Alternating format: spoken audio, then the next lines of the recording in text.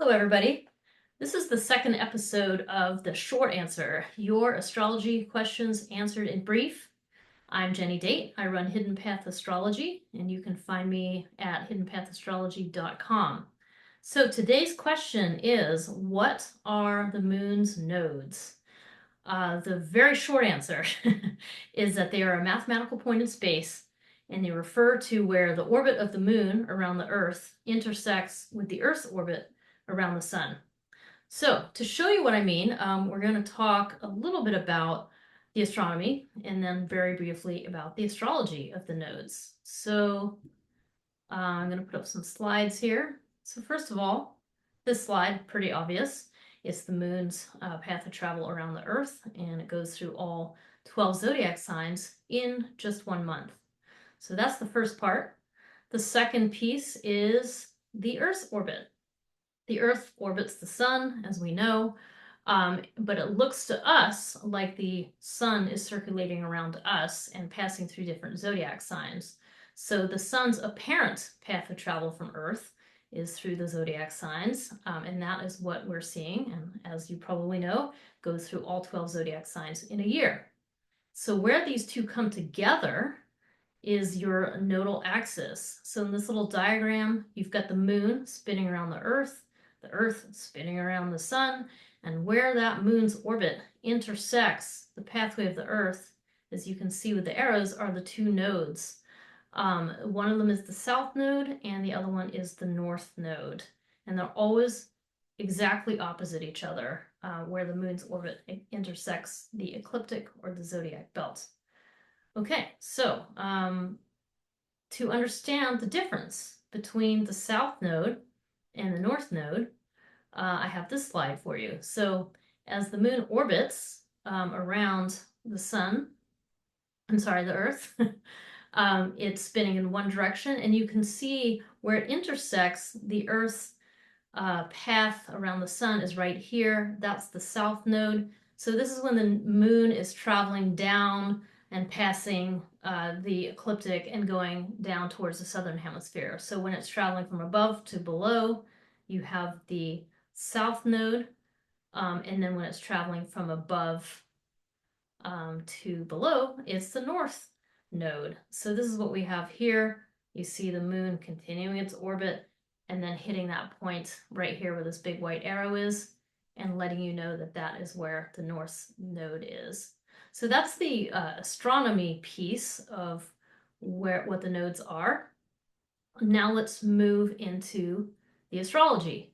So there are many different traditions about the nodes in astrology, but essentially you can think of them as referring to the past and the future. The south node referring to the past and what you came in with, and the north node referring to the future and where you are trying to go in this lifetime. There are different meanings in different traditions. This is just a really short list. You're always going to have some controversy with this one, I think. But essentially, the psychological tradition, I think of Noel Tyl representing a lot of this, but he talked a lot about the nodes referring to the influence of the mother on the individual. So that's a kind of a different take, but I thought it was really important to put it on here. The other one I really like is the spiritual one, using the nodes of the moon to describe your pathway towards enlightenment, towards spiritual pursuits. So that's that one. I think an astrologer I know who really uses this is Eric Myers. Another one is the evolutionary version of the nodes, and this one is really about the evolving soul and requires that you at least contemplate the idea of reincarnation. So that brings up a whole other set of controversies. So up to you to decide what you want to work with. And then in the Vedic tradition, of which I will tell you that I have not studied, so this is just a brief mention to say it is referring to the dragon's tail and the dragon's head, also known as Ketu and Rahu. There's a whole thing associated with that, but I recommend looking that up if you're interested in it, but just wanted to mention it here. So these are a few different things that you might discover in your astrology studies here. Okay, and let's talk a little bit more then about what the south node means. Again, the south node is the one that refers to the past. So the idea of the south node is that this is what you came into in this lifetime. You came in with this little toolkit and you already know how to do these things that the south node represents. It can also really represent unconscious memories and unexamined habits. So emotional memories, it's to do with the moon. The moon is has to do with your memory banks.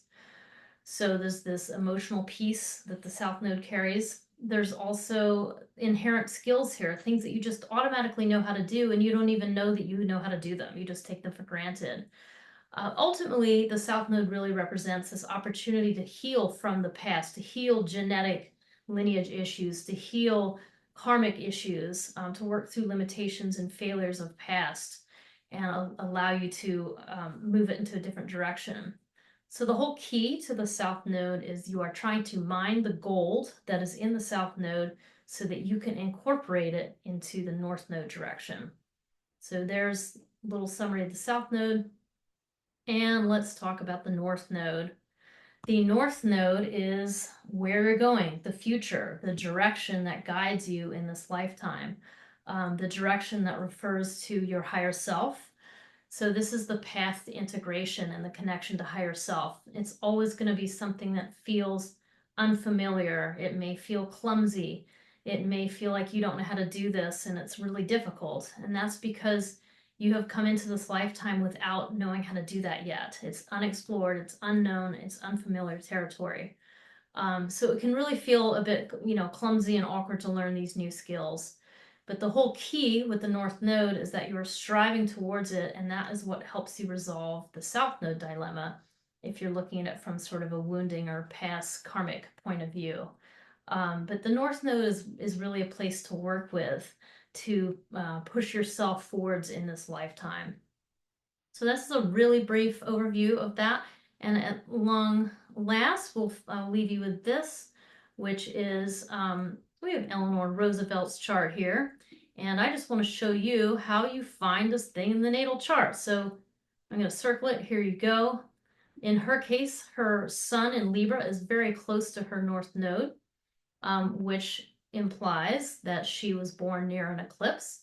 This is a little secret. If you want to know if somebody's born near an eclipse, you've got to look and see how close their sun is to either the south or the north node. So in this case, it's the north node, but there's that. So that makes a statement about Eleanor Roosevelt's need to find equanimity and do Libra things, essentially, cooperation, interdependence, through her work. And in the 11th house, it's going to be groups, community, very public. So we definitely know who she is. And to just make the point of, so then you also can look all the way down to her south node. So the south node for her is going to be in Aries, and that implies a past life of knowing how to do her independent self, knowing how to possibly, be selfish if she was using it in the negative. And having to come in knowing that she can be independent and then move it forwards into this direction of more cooperation. Okay, I think that concludes our little video here about the nodal axis. Please respond to this video, make comments, let me know if anything's not clear. And also, if there's something you want me to make a video on, I would be delighted to hear from you. So let me know. All right, thank you very much, and I'll see you next time.